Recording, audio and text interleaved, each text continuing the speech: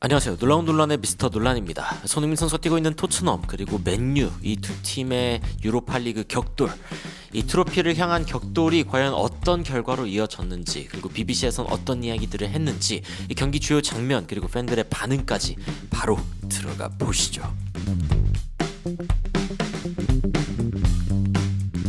빌바오에서 펼쳐진 이번 경기, 토트넘 팬들 중에서 이 경기에 가지 못한 사람들은 또 경기장에 모여서 이 토트넘의 홈 경기장에서 스크린을 통해서 함께 응원하는 그런 자리가 있었을 정도로 이 토트넘은 이 우승에 대한 염원이 아주 강렬했습니다. 뭐 토트넘이나 맨유 둘 다 그럴 수밖에 없죠. 16, 17위로 리그를 마무리할 때 결국에 이번 시즌을 구해줄 수 있는 방법은 바로 이 유로파리그 트로피밖에 없기 때문인데, 일단 토트넘 선수들이 먼저 피치에 나오는 장면이 또 BBC의 화제가 됐습니다. 선수들이 먼저 나오고 있는데 근데 여전히 굉장히 좀 긴장하는 모습이 보이고 있다라는 이야기가 나왔죠. 그리고 손흥민 선수가 과연 선발로 출전할 것인가, 이게 사실은 가장 큰 질문 중에 하나였습니다. 사실은 완벽하게 회복이 되지 않았다라는 이야기들도 있었고, 그리고 토트넘이 메디슨, 베르발 같은 선수들이 또 부상 상황으로 나오지 못하는 상황이었기 때문에 과연 어떤 선수들이 선발로 출전할 것인가 자체가 굉장히 큰 화제가 되었던 것이죠. 그리고 토트넘의 선발 라인업은 히샬리송, 솔랑키, 존슨, 이렇게 3탑을 내세우는 방식으로 이루어졌습니다. 그리고 그 뒤에는 벤탄쿠르, 비수마, 사르, 우도기, 반더벤, 로메로, 포로, 그리고 비카리오가 뒤에 있는 모습을 보여줬죠. 안즈 포스테코글루 감독이 굉장히 큰 결심을 했다라는 이야기가 BBC에서 나왔습니다. 사이먼 스톤이 어떤 이야기를 하냐면은 안즈 포스테코글루 감독이 엄청나게 큰 결정을 했다. 이 손흥민 선수를 뒤에 둔다는 것, 손흥민 선수를 교체 명단에 둔다는 것 자체가 굉장히 용기 있는 선택이었다라고 이야기를 하는 거죠. 그러면서 안즈 포스테코글루 감독이 사실은 손흥민 선수를 선발 출전시킬 것처럼 보였지만 어제 훈련 때부터 사실은 선수들을 훈련시키는 방식을 봤을 때 손흥민 선수를 교체 출전시킬 의지가 있었다라는 이야기를 합니다. 토트넘 팬들 반응 보면은 손흥민 선수가 출전하지 않는 것, 선발 출전하지 않는 것은 천재적인 일이거나 아니면 재앙이 될 것이다 라고 이야기를 했고, 손흥민 선수는 후반전에 무조건 필요할 것이다. 히샬리송이 또 열심히 뛰는 선수이기 때문에 기회를 얻었다는 것 자체가 좀 기쁘다라는 이야기도 있었고, 이게 괜찮은 선택인 것 같다라는 반응도 있었습니다. 손흥민은 슈퍼서브로 이런 이야기들이 또 나오고, 손흥민, 스펜스를 이제 뭔가 지쳐버린 맨유를 상대로 내보내는 것, 이게 사실 비전이 아니겠냐, 이런 이야기들도 나오죠. 이 BBC에선 또 어떤 이야기가 나오냐면은 손흥민 선수가 선발 출전하지 않는다는 것 자체가 놀랍다. 이 마이크 브라운이 이제 BBC 5 라이브에서 어떤 이야기를 하냐면은 손흥민 선수가 지금 굉장히 여러 가지 논란이 되고 있다. 놀라운 논란이죠.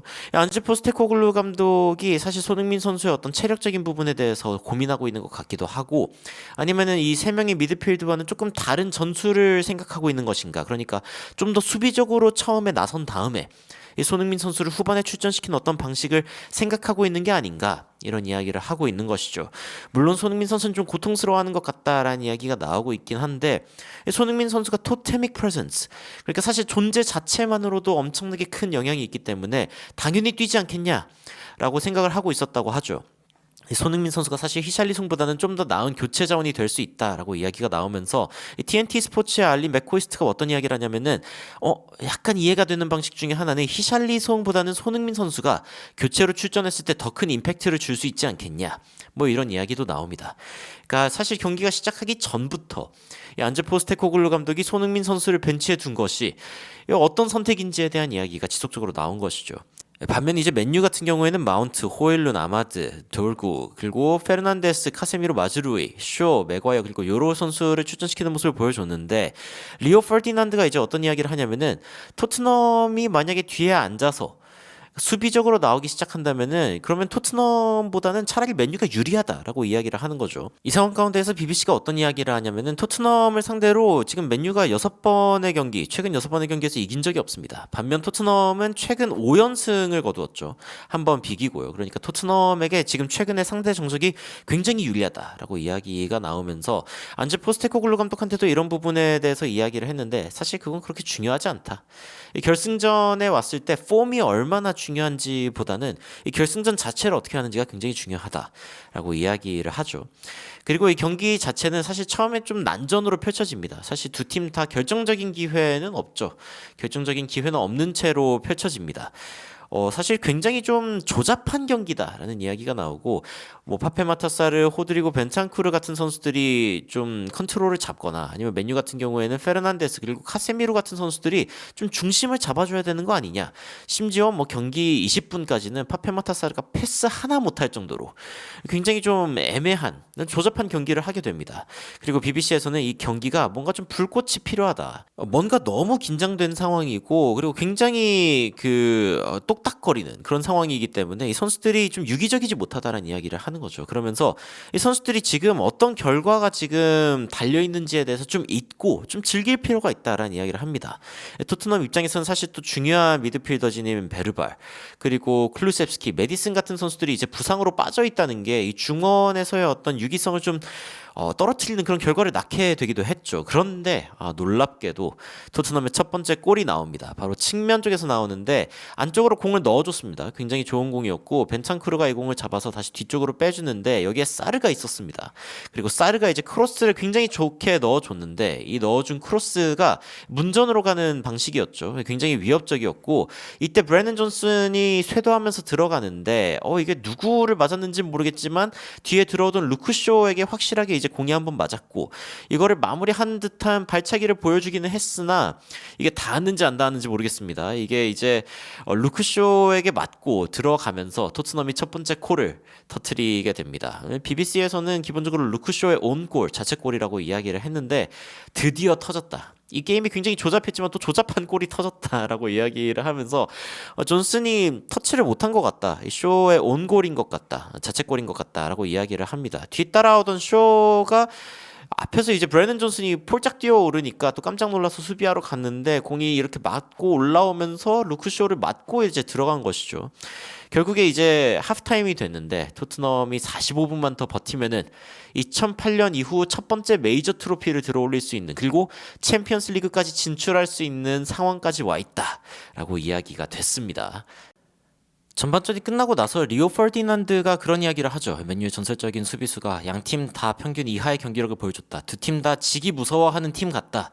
근데 뭐 그럴 수밖에 없는 상황 아니겠습니까? 토트넘 팬들은 손흥민 선수가 언제 나올 것 같냐, 60분대냐 70분대냐 뭐 이런 이야기를 하기도 했습니다만 토트넘은 완전히 버티는 모습을 보여줬습니다. 두 줄 수비를 하면서 상대방이 공격을 못하게 아예 틀어 막겠다라는 의도를 보여준 모습이고 맨유가 얼마나 트로피가 필요한지와 상관없이 토트넘이 완전 트로피를 원하는 것처럼 플레이하고 있다라는 이야기가 팬들 사이에서 나오기 시작합니다. 심지어 이제 히샬리송이 쓰러지는 그런 장면이 있는데 교체해달라는 신호를 보내고 이제 쓰러지죠. 이건 아무래도 이제 이미 약속된 부분 중에 하나이고 자신이 전력을 다해서 수비적으로 열심히 뛰고 그리고 손흥민 선수가 또 교체에 들어오는 게 이미 뭐 예정되어 있을 텐데 손흥민 선수가 주장 완장을 끼고 들어오는 모습을 보여줍니다.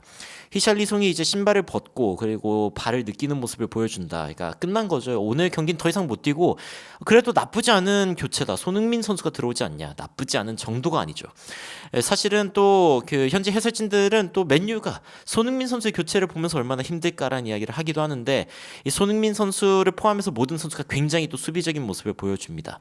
맨유가 또 굉장히 좋은 기회를 얻습니다만 이 프리킥에서 이제 비카리오가 실수를 하면서 호일론이 헤딩을 할 수 있는 그런 상황이 만들어지죠. 그래서 헤딩을 했는데 끝에는 반더벤이 기다리고 있었습니다. 굉장히 좋은 수비로 몸을 날려내면서 이 공을 그대로 걷어내는 모습을 보여줬는데 진짜 이거는 좋은 수비였죠. 한 골과 다름없는 그런 수비였고 fantastic clearance, 엄청난 걷어내기였다라고 이야기를 합니다. 이건 뭐 호일룬이 거의 골을 넣는 장면이었는데라고 이야기가 나오고 그리고 이제 케빈 단소까지 투입하면서 토트넘이 이거를 어떻게든 이겨내려고 하는 것 같다. 그만큼 중요한 거 아니겠냐라는 이야기가 나옵니다. 그리고 손흥민 선수와 단소의 굉장히 좋은 합도 있었는데 프리킥 장면이었죠. 손흥민 선수가 먼 쪽 포스트를 보면서 날렸고 이거를 단소가 이제 찰 수 있는 굉장히 좋은 장면이 있었는데 이게 아무래도 이제 굉장히 잔디가 미끄러웠기 때문에 한번 바운드가 되면서 공의 속도를 따라가지 못하면서 단소가 차지 못했습니다. BBC에서 손흥민 선수의 크로스에 단소가 몸을 던졌지만 몸이 닿지 않았다. 이게 또 닿았으면 골이 될 수 있었지만 여하튼 중요한 거는 맨유의 후반 내내 지속되는 이 공세를 버텨내는 것이었죠. 토트넘이 사실은 이번 경기에서 골을 넣으려고 하기보다는 지키려고 하는 모습이었고 맨유는 골을 넣으려고 하는 팀이었지만 오히려 골을 넣은 팀은 아이러니하게 토트넘이었다라는 이야기가 이야기가 팬들 사이에서 나오고 토트넘은 상대방 박스에서 단 한 개의 터치를 후반전에 가져갔거든요. 그만큼 토트넘은 후반전에 굉장히 수비적인 모습을 보여줬습니다. 심지어 아치 그레이 그리고 제드 스펜스 수비적인 인원을 다 투입하면서 토트넘은 끝까지 막아내는 모습을 보였고 심지어 7분 추가 시간이 7분 주어졌는데 딱 이때 터진 맨유의 굉장히 결정적인 슈팅 비카리오가 막아내면서 또 손흥민을 위해 우승하고 싶다고 했던 그 모습을 몸소 보여주는 비카리오였고 결국에는 토트넘의 우승이 확정되었습니다.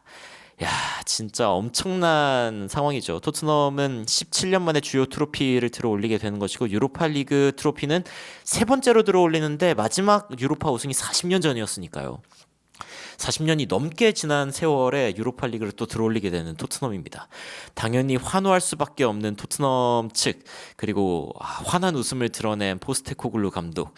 트로피에는 토트넘의 이름이 새겨졌고 그리고 수많은 사람들이 환호하는 가운데 손흥민 선수는 눈물을 흘리는 그런 모습을 보여줬습니다. 드디어 원하던 꿈을 이룬 것이죠. BBC도 손흥민 선수가 드디어 꿈을 이루었다라고 이야기를 할 정도로 이 서사는 손흥민으로 인해서 완성되는 그런 서사였습니다.